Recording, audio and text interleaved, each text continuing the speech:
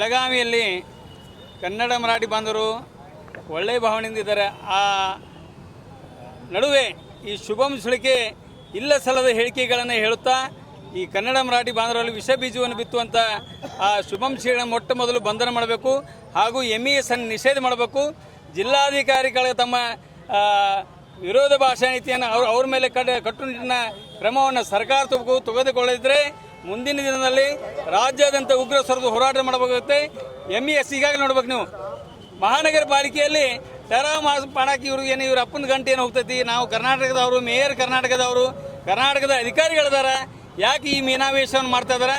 ಕೂಡಲೇ ಅಲ್ಲಿ ಒಂದು ಟೆರಾ ಬಾರಿಸಿ ಬೆಳಗಾವಿ ಕರ್ನಾಟಕದ ಅವಿಭಾಜ್ಯ ಅಂಗ ಅಂತ ಹೇಳೋದ್ರ ಮೂಲಕ ಕನ್ನಡಿಗರಿಗೆ ಒಂದು ಉತ್ತರ ನೀಡಬೇಕು. ಸರ್ಕಾರ ನೀಡದಿದ್ದರೆ ಮುಂದಿನ ದಿನಗಳಲ್ಲಿ ಶಿವರಾಮೇಗೌಡರ ಬಣ ರಾಜ್ಯಾದ್ಯಂತ ಉಗ್ರ ಸ್ವರದ ಹೋರಾಟ ಮಾಡೋದ್ರ ಮೂಲಕ, ಬಂದ್ ಕರೆ ಮಾಡೋದ್ರ ಮೂಲಕ ಎಚ್ಚರಿಕೆಯನ್ನು ಕೊಡ್ತೇವೆ ಅಂತ ಹೇಳಿದ ಮಹಾಂತೇಶ್ ರಣಗಡಿ ಮಠ ಉತ್ತರ ಕರ್ನಾಟಕ ಅಧ್ಯಕ್ಷ.